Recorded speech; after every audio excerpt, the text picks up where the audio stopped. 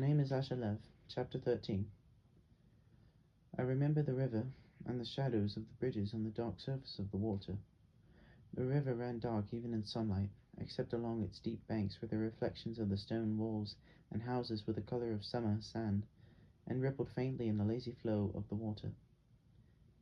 In a little more than a year, that river would rage and flood the city and destroy things so precious to me that I would weep into the silent mornings of Paris. But that summer the river was gentle, a dark, cool, benign presence beneath the hot Florence sun, and I would cross it in the morning to enter the old city, and cross it again in the evenings to return to the room where I lived. The room was on the third floor of a four-story hotel that stood along the southern bank of the river. It had a bed, a chair, a table, and a washroom. The window looked across the river and the city to the hill villages and mountains beyond. In the early mornings, with the city still cool from the night, I would come from the hotel and walk along narrow streets to the house of an old woman whose name my father had given me. There, in a room filled with the furniture of a time long before I was born, I would eat the breakfast she prepared for me. She was in her 70s, a widow, from a Leghorn family dating back 500 years. During the war, she had been concealed in the hills by Florentines and Siennese. Her husband had been killed in the German retreat. Now she lived alone with her furniture and her memories and an Italian translation of the Book of Psalms, which she was forever reading. I ate her breakfast and suppers. Lunch consisted of iced tea or a Coke from a paper cup in a shop or cafe in the city.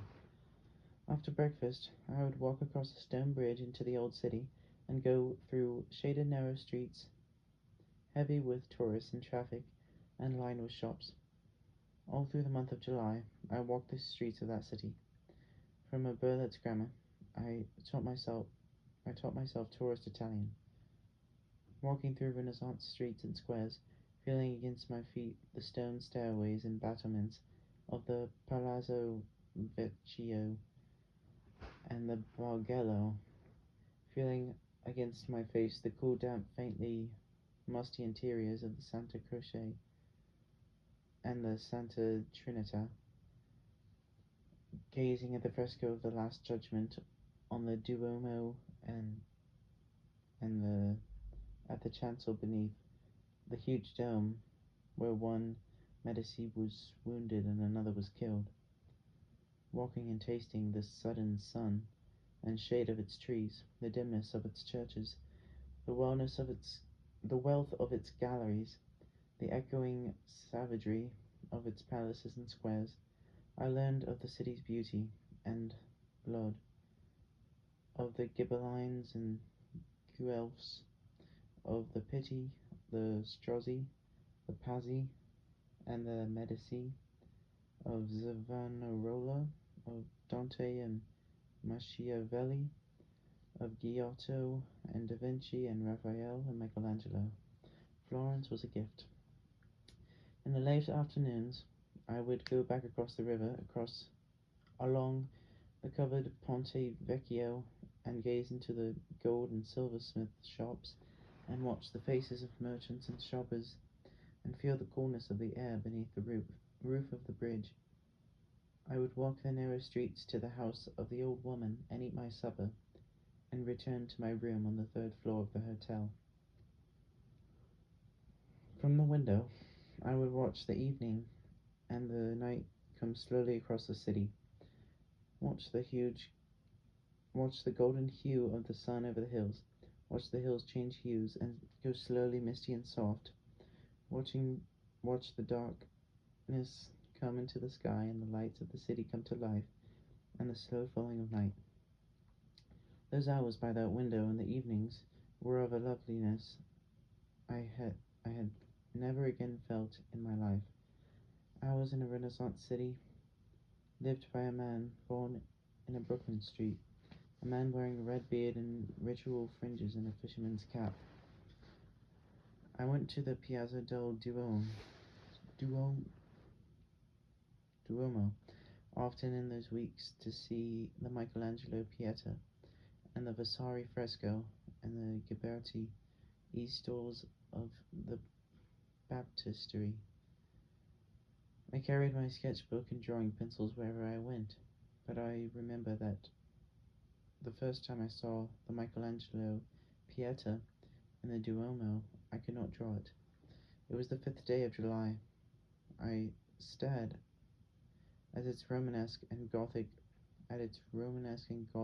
contours, at the twisted arm and bent head, at the circle formed by Jesus and the two Marys, at the vertical of Nicodemus.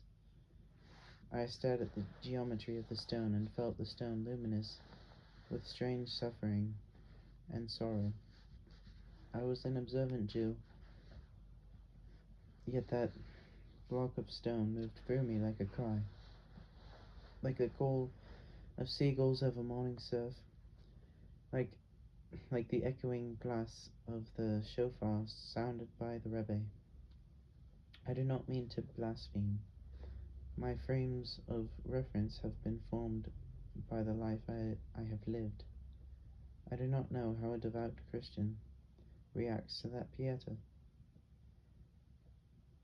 I was only able to relate it to elements in my own lived past. I stared at it. I walked slowly around it. I do not remember how long I was there for that first time. When I came back out into the brightness of the crowded square, I was astonished to discover that my eyes were wet. I returned the next day and studied it again. Then I began to draw it. I drew its rhomboid contour. I drew each of its 4 people separately.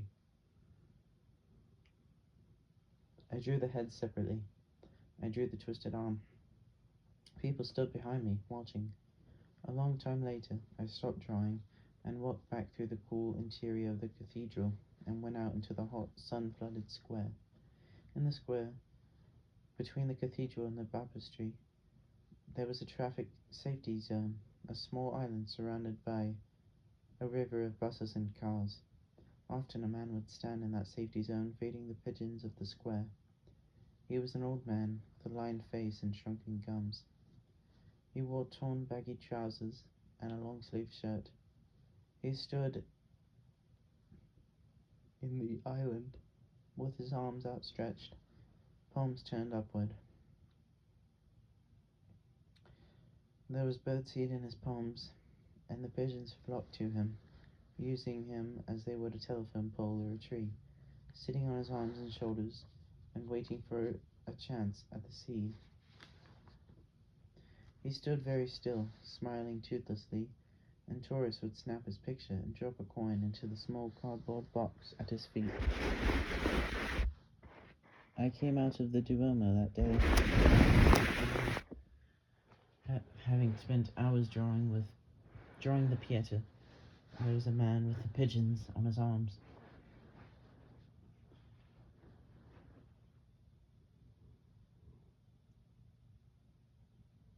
I watched him for a while, then opened my sketchbook and began to draw him.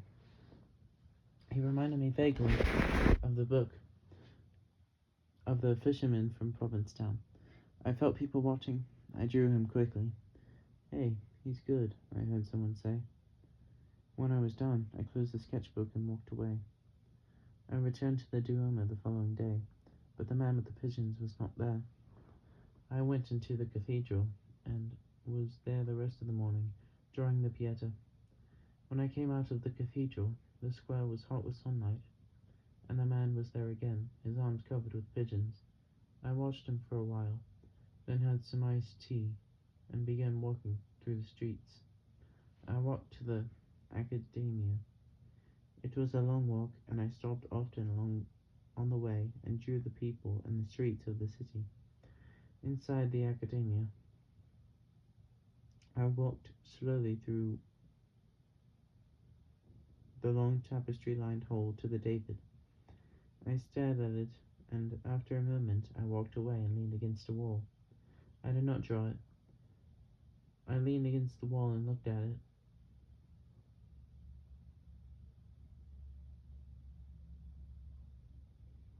then walked close to it and looked at it, then walked slowly around it.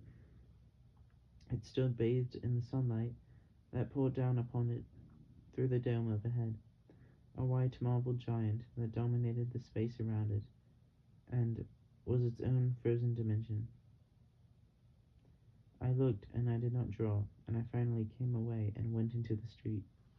I began to walk quickly. I came to a narrow street and rested for a while in the shade of stone houses. The street was crowded. I felt tired. I walked a while longer, then took a cab back to my room. I lay down on the bed in my clothes and slept. After about an hour, I woke feeling hot and faintly dizzy.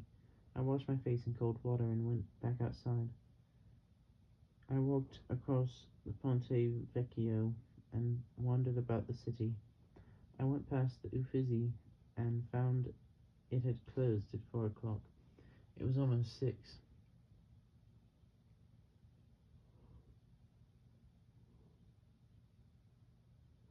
I went quickly back across the bridge to the house of the old woman.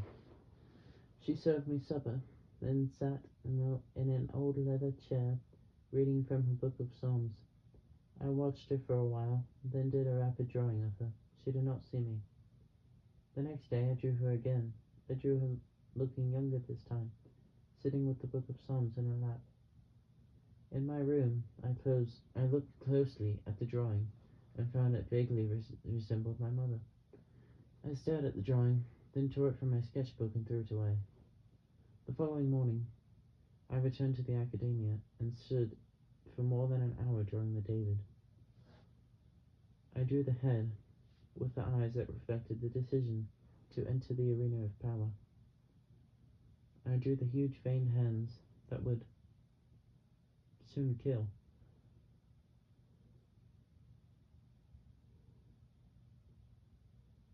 I drew the shouldered sling being lifted in preparation for the delivery of death. The little man with the broken nose had created this sculpture in an act of awesome rebellion against his tradition and his teacher. Other Davids I had seen were small in size and represented David after the battle. This David was a giant and respected and represented the decision to enter the battle. The little Italian had effected a spatial and temporal shift that had changed the course of art. I spent almost the entire morning to the academia drawing David. In the academia drawing David. Then I walked to the Duomo. The man with the pigeons was in the square. I drew the bent head of the Pieta. I spent the afternoon in the Uffizi. That night, my mythic ancestor returned after a lengthy absence, but he was less thunderous than he had ever been before, and did not want to wake me from my sleep. One evening in the last week of July, I came into the house of an old woman and found a man waiting for me. He wore dark trousers,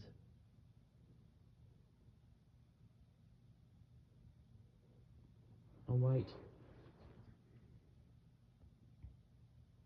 open-collar short-sleeved shirt, and a dark hat. He was tall and thin and black-bearded and looked to be in his 30s. Hello? Yes. Your father told me how to reach you. He spoke in Yiddish and had a deep nasal voice. I am Dov Lieberman. Hello, Dov Lieberman. We shook hands. His palm was moist. You are leaving for Rome the day after tomorrow, he asked. Yes. By train? Yes. What train? I told him. I wonder if I might ask a favor. He produced a small white envelope. Someone will meet you at the station. What is it? A letter. There is no mail service in Italy? He smiled. It is sometimes untrustworthy. I took the envelope. He thanked me. Are you a Ladover? I asked. Yes. Are there other Ladover in Florence? Not yet. I only arrived 2 days ago from Rome. Where are you from originally? Leningrad. We shook hands again and he left. I spent the next morning in the Duomo with the Pieta.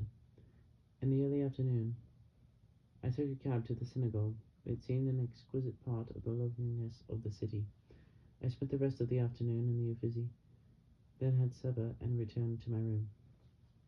That night, I sat at the window and looked out at the lights of the city, and found I could not stop thinking of the Pieta and the David. The next day, on the swiftly moving train to Rome, I drew the Pieta from memory, and discovered that the woman supporting the twisted arm of the crucified Jesus bore a faint resemblance to my mother. I stared at the drawing in horror, and destroyed it. A bearded man in a dark suit and hat met me in the Rome station.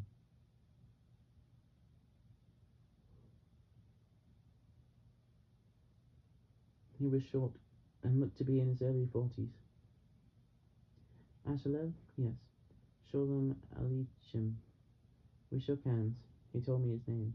I handed him the envelope. You're staying here long? He spoke in Yiddish. A week.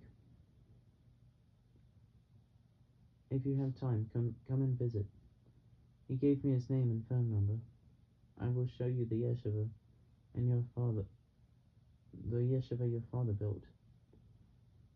You know where you may eat?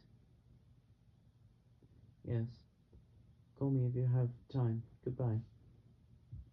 He disappeared into the crowd inside the huge terminal. I spent the week touring Rome. The city seemed glutted with tourists. I saw the Arch of Titus and the Colosseum. I saw the stone ruins of the Forum and the stone monuments of the new city. I saw the towering Baroque magnificence of St. Peter's. What had Jacob Kahn once said about the Baroque? I cannot remember. The Sistine Chapel seemed a multilingual mob scene. But I looked at the ceiling and the walls, and the noise faded. There, in the Last Judgment, was the hell I had once drawn in an act of vengeance. How long ago had that been? I cannot remember. I called him on my last day in Rome. He came in an old Fiat to my hotel and took me on a long ride through narrow streets and old neighborhoods. How old is the yeshiva? I asked him. 5 years. How many students do you have? 108. How many students did you have 5 years ago? 17. I looked at him. Your father did it. It was a creation out of nothing. Somewhere on a crowded side street in the middle of the city, he showed me a 4-story building with a beige-colored facade. Inside were classrooms, offices, a small social hall, and a synagogue. 6 years ago it was a hotel. Who raised the money to buy it? Your father. I helped when I came. You are not originally from Rome. No. From where are you? Kiev. Do you have anything you want me to deliver in Paris? I am flying to Paris tomorrow. No, thank you. I have nothing. We stood outside on the crowded street, looking up at the yeshiva building. Your father did it all, the man said.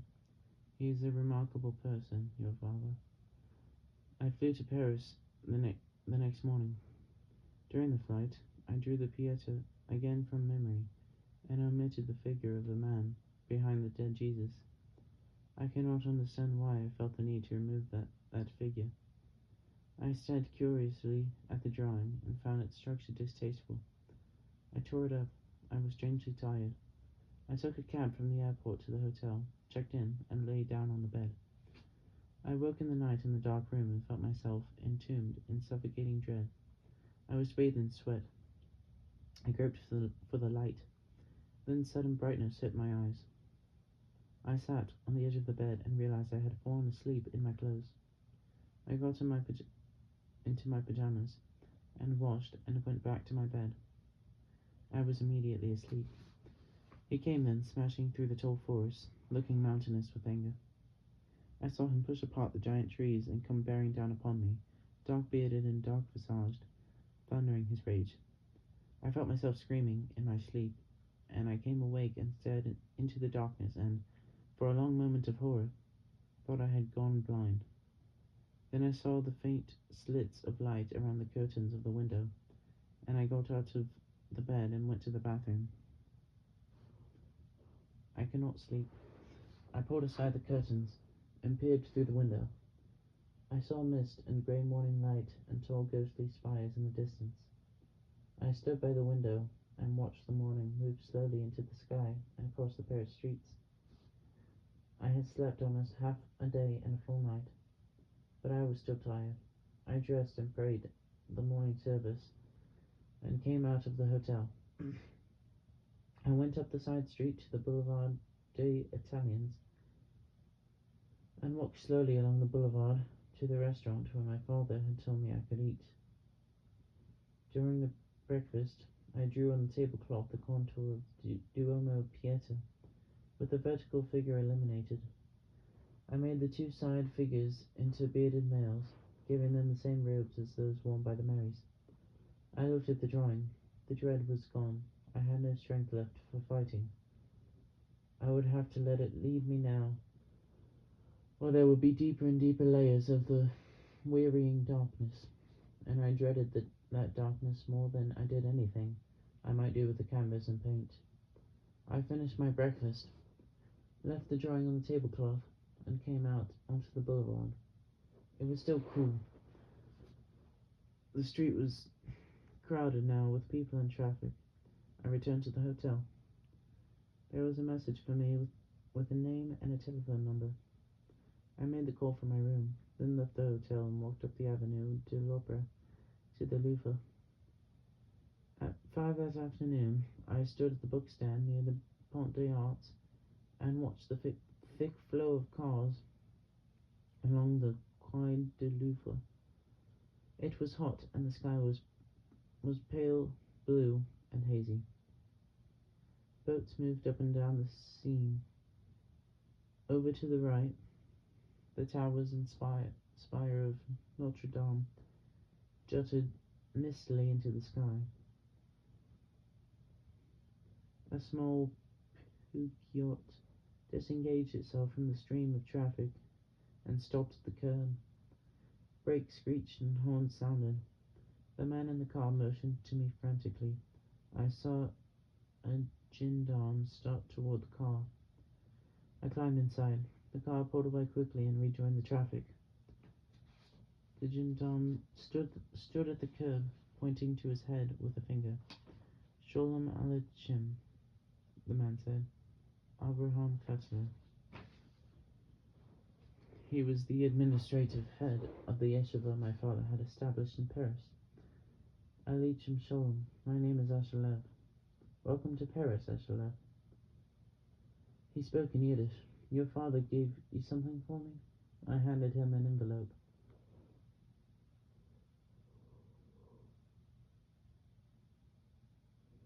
He was in his 40s, of average height, portly, and wore a dark suit, white shirt and dark hat.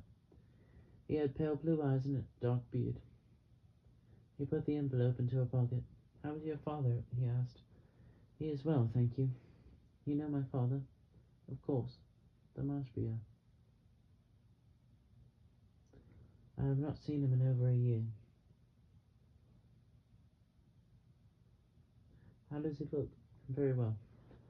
We are driving to the yeshiva. We have about an hour until dinner. Is there any place you would like to go first? Is Montmartre too far out of your way? Where is Montmartre? I told him. It is only a little out of the way. We have time. What is this place? The old studio of Picasso. Ah, he said, nodding. I understand. We drove through the wide tree-lined boulevards and narrow side streets, and over a sprawling cemetery. Montmartre, he said. He looked at me and smiled. A lad makes a pilgrimage to the Bateau Lavoir. Interesting. He lost his way, and we had to ask for directions. His French was fluent. We drove through winding streets, then up a steep hill. At the top of the hill, he pulled the car over to the curb and turned off the motor. There, he said. He pointed. Place Emile Goudeau. I crossed into the small cobblestone square and looked at the dilapidated building. It was only 1 story high, on this side of the hill, old, flaked, with peeling white paint. It had a scarred dark green wooden door and grey-framed windows. On one side of it stood a 3-story hotel. On the other side was a stone house, partly concealed behind a tall tree and a wooden fence. A dark metal fountain with 4 female figures stood in the square. Pigeons and stray dogs moved lazily about the cobblestones. I stood in the square, and with the blunt end of a pencil, drew into dust alongside the bench the contour of my mother's profile. I do not know why I felt the need to do that. I got back into the car, and we drove away. A few years later, the building would be gutted by fire, and only the side I had faced would remain. But that day it seemed the building would be around at least as long as the little Spanish man who had once painted inside it. "You were doing more paintings?" Abraham Cutler asked. "I am thinking about it. What does the Rebbe say about your paintings?" I have never asked him. He looked at me and smiled knowingly. A Rebbe is a wise man.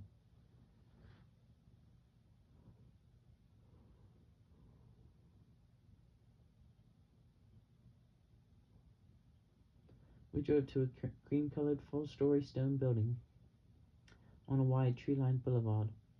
He parked the car on the street, and we came inside. I saw classrooms, offices, a dining room, a social hall, and a small gym. The social hall converts to a synagogue, he said. "How many students do you have?"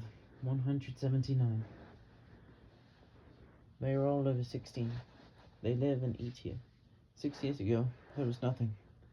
This was an apartment house. You are welcome to eat here with us. We have a room, too, if you should need. I have a room. Your father said you would be in Paris 3 weeks. I am not sure. He looked at me. I may stay longer, I said.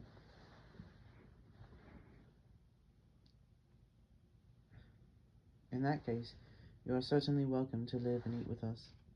I ate with him that evening. The dining room was crowded and noisy.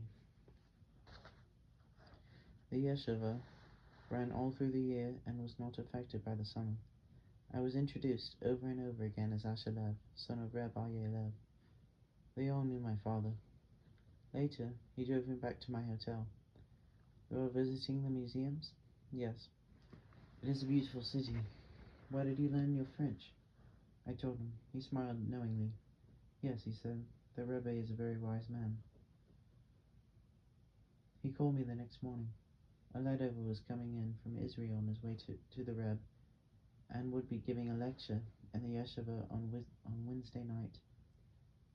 Was I interested in attending? I was interested.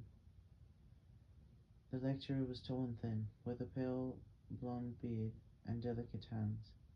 I introduced myself to him after the lecture. "Ah," he murmured, "the painter. You know my father.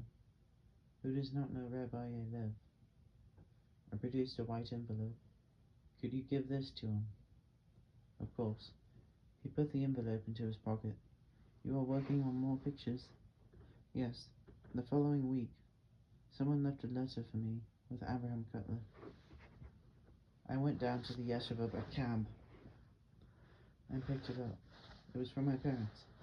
They did not understand why I wanted to remain in Europe, but they respected my wishes. I was not a child. My father gave me his blessings.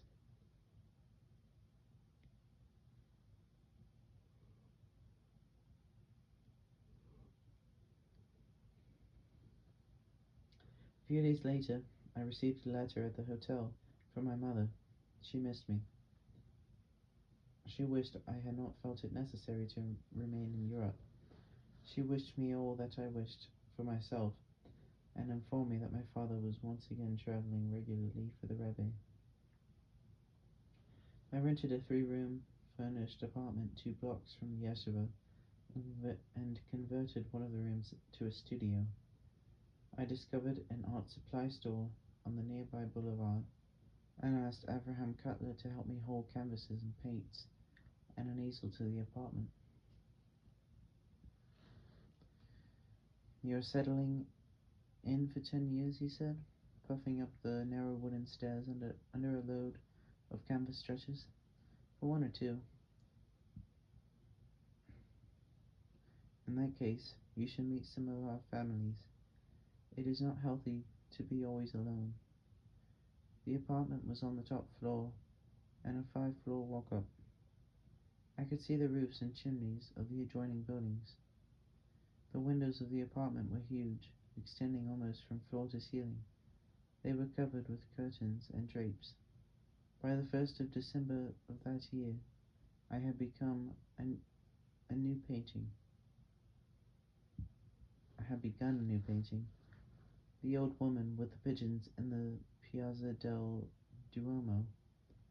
I wrote Anna Schaefer to let her know I was alive and well and working in Paris. She wrote me back immediately. Now I was a real painter, she said. Ashlev in Paris. It had a ring to it. Ashlev in Paris. I should stay away from the cafes and the nightlife and paint pictures that would make us rich. I should stay away from the artists of the new school of Paris. They were timid bulls. I should paint and make her happy and rich. She did not mention Jacob Kahn. 4 weeks later, on a day when I could feel the cold of the fall begin to settle into the city, I received a package from her in the mail. I opened it and saw a new dark blue beret. It was a card from an impossible old lady to an impossible young man. Affectionately, Anna. I put the beret into a drawer and continued to wear my fisherman's cap. I remember the winter rain and the way it washed across the roofs of the houses and stained the beige facades of the walls. The house stood near the head of a steep, narrow cobblestone street, and from the windows of the apartment I could see the rain flow in the swift rivulets along the stone curbs, then follow the turn of the curbs into the wide boulevard below. It was cold in the rain, but I did not have to walk in it often. I lived and painted in the apartment. I ate in the yeshiva's dining room, prayed in its synagogue, and attended an occasional lecture on Hasidus. Sometimes, gazing out the window at one of the blue windless days of winter, I would feel the need to leave the apartment. Then I would walk beneath the chestnut trees of the city's boulevard, or take the metro to the Louvre, or to the Jeu du Paume near the Place de la Concorde. I did not stay away from the artists of the new school of Paris, as some call it, and I did not find them to be bores.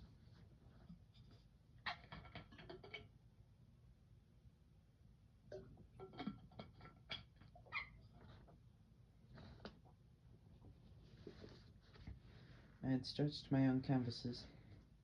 They stood stacked against a wall of the room and had turned into a studio. In the early morning, I would pray and eat breakfast in the yeshiva, then go back along the boulevard and up the steep street to the house. There would be school children on the street then, and men pulling away from the curb in little cars and shopkeepers opening their stores. I would climb the narrow stairs to my apartment and come into the studio and stare at the white canvases against the wall. Weeks passed and became months. It rained. The skies were dark often now. Few people walked the narrow street. The canvases remained bare. Away from my world, alone in an apartment that offered me neither memories nor roots, I began to find old and distant memories of my own, long buried by pain and time and slowly brought to the surface now by the sight of waiting white canvases and by the winter emptiness of the small Parisian street. It was time now for that. I had painted my visible street until there was nothing left of it for me to put onto canvas. Now I would have to paint the street that could not be seen. I remembered my mythic ancestor. I had never been too difficult to bring to memory. But now I could recall tales told to a wondering child about a Jew who had made a Russian nobleman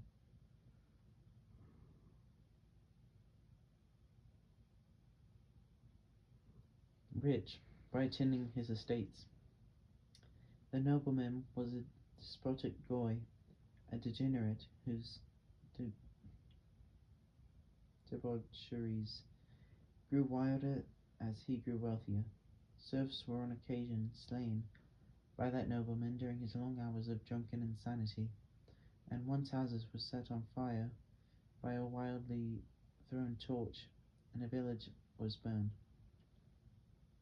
You see how a goy behaves, went the whispered word to a child. The Jew does not behave this way, but the Jew had made him wealthy, wondered the child. Is not the Jew also somehow to blame? The child had never given voice to that question. Now the man who had once been the child asked it again, and wondered if the giving and the goodness and the journeys of that mythic ancestor might have been acts born in the memories of screams and burning flesh. A balance had to be given the world, and the demonic had to be reshaped into meaning. Had a dream-haunted Jew spent the rest of his life sculpting form out of the horror of his private night? I did not know, but I sensed it as truth. I began to paint my mythic ancestor. Over and over again, I painted him now, in his wealth and his journeys, in the midst of fire and death and dreams, a weary Jew traveling to balance the world. I remembered my grandfather, the scholar, the recluse, the dweller in the study halls of synagogues and academies of learning. What had transformed him from recluse and scholar to emissary for the Rebbe's father? Had the encounter with the journeying lad over Hasid brought back to memory the journeys of his ancestor? I wondered how a journeying ancestor could suddenly transform a recluse into a journeying Hasid. Had something inarticulate been handed down from generation to generation that came to life in each individual at a time most appropriate to him? I did not know, but I sensed it as truth. I painted my grandfather. Over and over again, I painted him now, seated in dusty rooms of sacred books, traveling across endless Russian steppes, dead in a dark street with an axe in his skull, his journey incomplete. Outside my window, there was snow. A cold wind blew through the boulevards and stripped the last dead leaves from the trees. I remembered my father during my mother's illness. He had been as torn by her illness as by his inability to journey for the Rebbe. I had never been able to understand that torment. Now I wondered if journeying meant to him more than a way of bringing God into the world. Was journeying an unknowing act of atonement? In the dim past, a village had burned to the ground and people had died. The Gemara teaches us that a man who slays another man slays not only one individual but all the children and children's children that individual might have brought into life. Tradition by the power of an initial thrust that hurls acts and ideas across the centuries. Had the death by fire of those individuals been such a thrust? Was my ancestors' act of atonement to extend through all the generations of our family line? Had he unwittingly transmitted the need for such an act to his children? Had they transmitted it to their children? I do not know, but I sensed it as truth. I remembered my mother and the long, quiet conversations between her and my father when I had been a child. Surely she had sensed the depth of his feelings about his journeys. She, too, had told me stories about my mythic ancestor. Had she somehow dimly perceived the true nature of my ancestor's journey? Then, perceiving it, she joined her brother's incompleted task to my father's beginning journeys, and thereby, without being fully aware of what she was doing, made possible the continuation of the line and atonement? Had I, with my need to give meaning to paper and canvas, rather than to people and events, interrupted an act of eternal atonement? I don't know.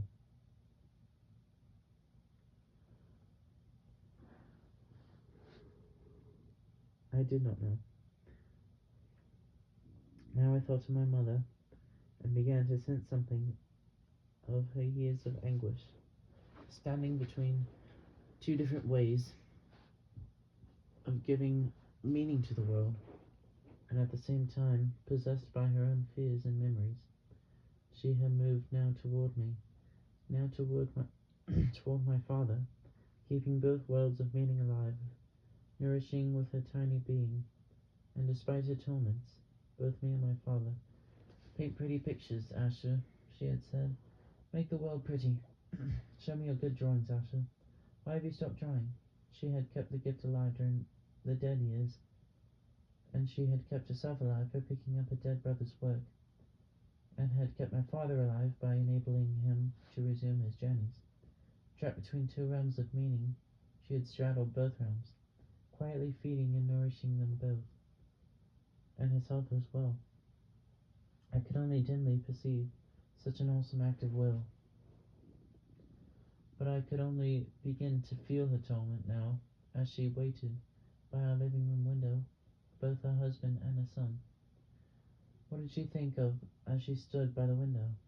Of the phone call that had informed my father of her brother's death? Would she wait now in dread all the rest of her life, now for me, now for my father, now for us both, as she had once waited for me to return from a museum, as she had once waited for my father to return in a snowstorm? And I could understand her torment now. I could see her waiting endlessly, with the fear that someone she loved would be brought to her dead. I could feel the anguish. Then I found I could no longer paint, and I walked the winter streets of the city and felt its coldness. There was snow and rain, and the city lay bleak and spent beneath the dark skies. I wandered through museums and galleries. I walked through the winding streets of Montmartre and peered through the misty windows of its shops and restaurants. I walked up the mountain of steps to the Sacré-Cœur and wandered through its awesome dimness. I remember that during all this walking and wandering, letters went back and forth between me and my parents, and between me and Anna Schaefer. My father had fallen and hurt his leg, but was well now. Jacob Kahn's show had been very well received. My uncle was fine. Yudel Krinsky was fine. It was all vague. Even the walking and wandering was vague. I could not paint. The rains ended. There were days of blue and warming air. One day I sat in a cafe over a warm Coke around the corner from the Sacré-Cœur and found myself drawing the contour of the Duomo Pieta on the red tablecloth. I looked at it and paid for the Coke and returned to the apartment. I sat at my table in the apartment and drew the Pieta again, leaving the faces blank. I drew it a third time and made the two Marys into bearded males, and made the central figure into one of the Marys. Then I drew the central figure of Jesus, alone, head bent and arm twisted, alone, unsupported. Then I left the apartment and went down the narrow stairs, and came out onto the street.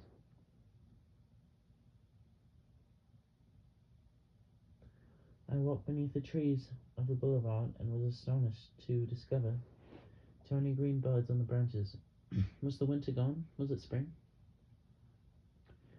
I returned to the apartment and sat at the table and thought of the David and its spatial and temporal shift.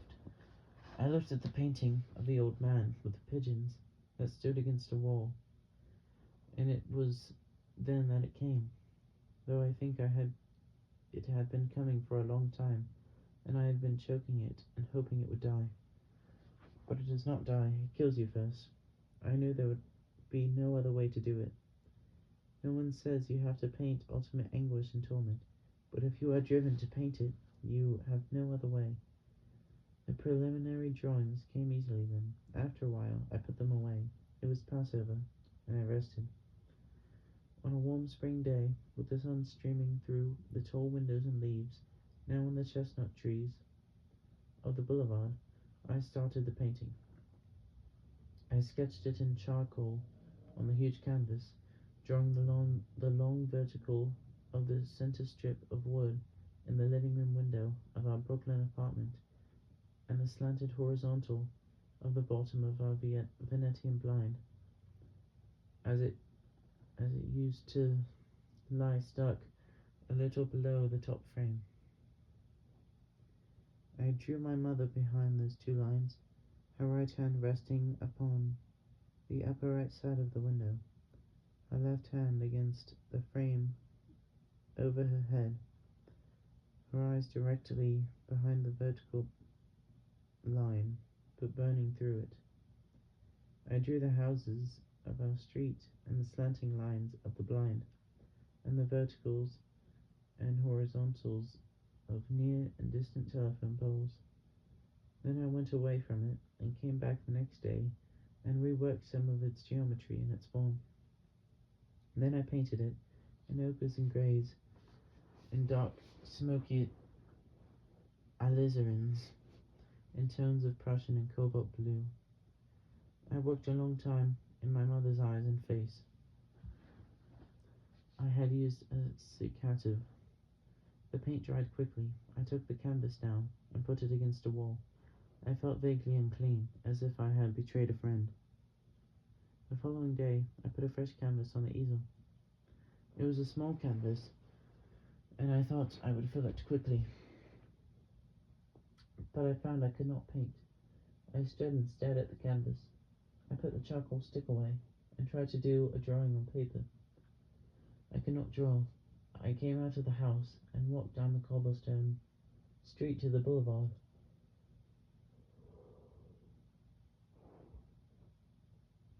Girls in summer dresses walked beneath the trees.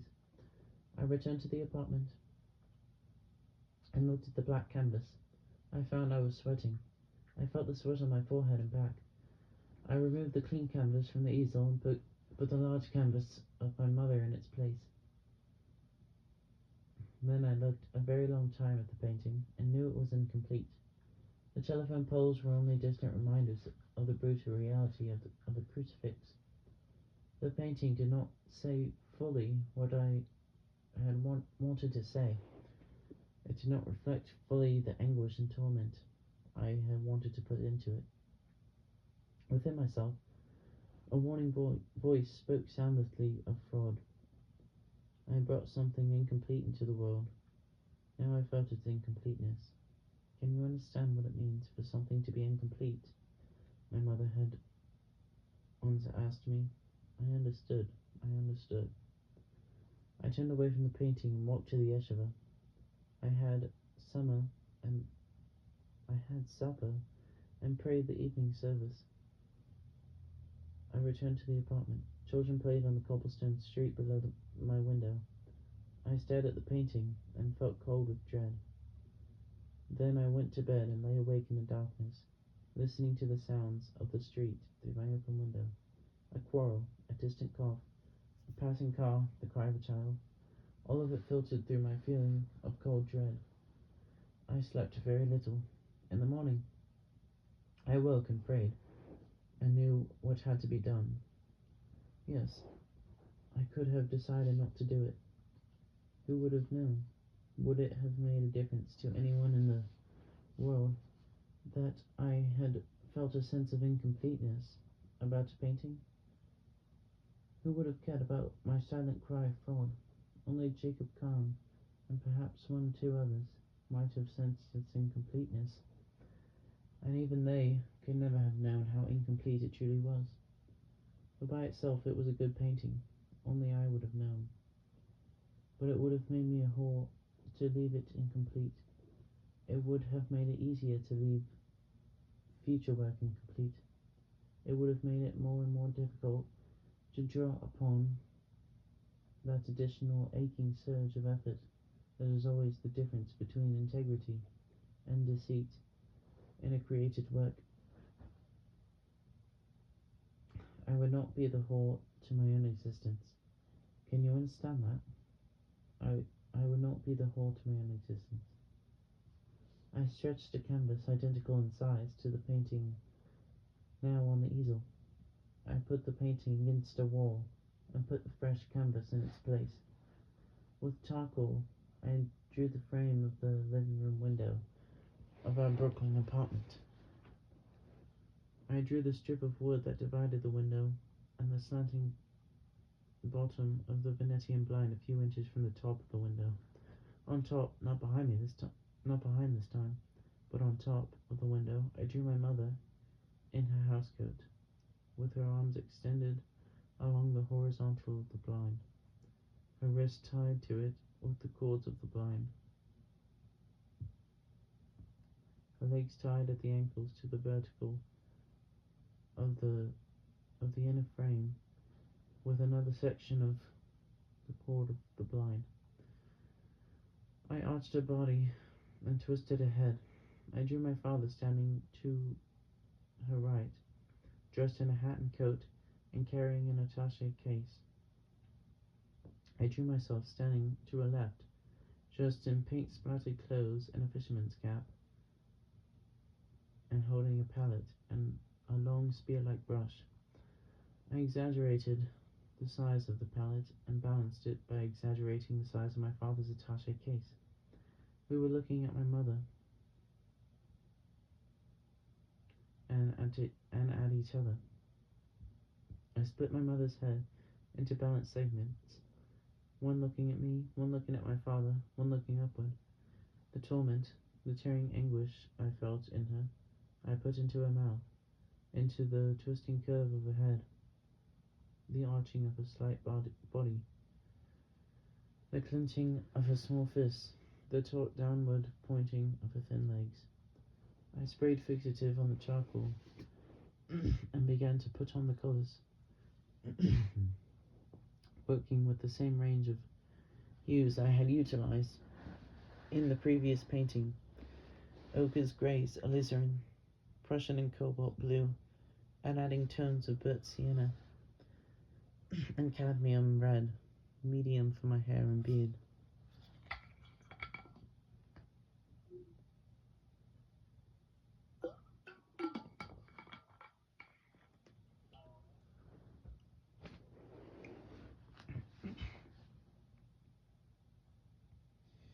I painted swiftly in a strange, nerveless frenzy of energy. For all the pain you suffered, my mama. For all the torment of your past and future years, my mama. For all the anguish this picture of pain will cause you. For the unspeakable mystery that brings good fathers and sons into the world, and lets a mother watch them tear at each other's throats. For the master of the universe, whose suffering world I do not comprehend. For dreams of horror, for nights of waiting, for memories of death, for the love I have for you, for all the things I remember, and for all the things I should remember but have forgotten. For all these things I created this painting, an observant Jew working on a crucifixion, because there is no aesthetic mode in his own religious tradition in which he could pour a painting on it.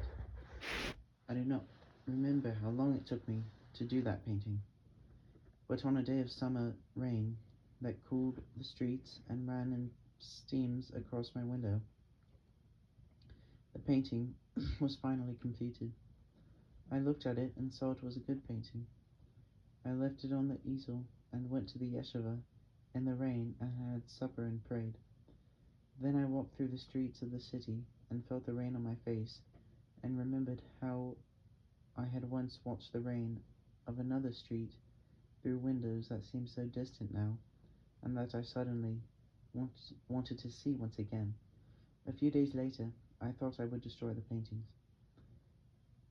I had done them. That was enough. They did not have to remain alive, but I could not destroy them.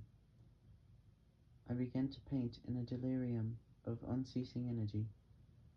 All through that summer, I painted my hidden memories of our street. Sometime during that summer, Avraham Cutler introduced me to a family, and I returned the greetings of a girl with short, dark brown hair and brown eyes. Later, there were no more greetings. Someone once said that there are things about which one ought to write a great deal or nothing at all. About those greetings, I chose to write nothing at all. Looking old and elegant and rich, Anna Schaefer showed up at the apartment one fall day on one of her European talent hunts. She gazed a long time at the two large paintings. "They are crucifixions," she said very quietly. I said nothing. "Asher Lev," she murmured. "Asher Lev." That was all she seemed able to say. She stared at the paintings. A long time later, she looked at me and said, They are both great paintings." Then she added, "This one is truer than the other," and pointed to the second of the two canvases. I was quiet. She looked again at the paintings. Then she said, "What will you do now?" "I don't know." "Will you come back to America for the show?" "Yes." We were quiet then, gazing together at the paintings. "How is Jacob Kahn?" I said. "He is working to reach 90. After a moment she said, "Where is the beret I sent you?" "In a drawer. You should wear it." "No." "All right," she said gently. "Now, please, you will go outside and take a very long walk." We shook hands. I walked for hours through narrow streets and along wide boulevards. When I returned, the paintings were gone. I looked out the window of the room that was my studio, and I wept. She wrote me a few weeks later and told me that all the paintings had arrived safely. She had scheduled the show for February. Would I object if she called the two large paintings Brooklyn Crucifixion 1 and Brooklyn Crucifixion 2? She needed titles for the catalogue. I wrote back saying the titles were appropriate. The weeks passed. The leaves fell from the trees. The city turned cold and dark. I walked the streets. I returned to the Bateau Lavoir. I visited galleries and museums. I spent hours with the girl and her family. I wandered about with a sense of dread and oncoming horror. In the last week of January, I flew to New York and arrived at night in a snowstorm 5 days before the opening of my show.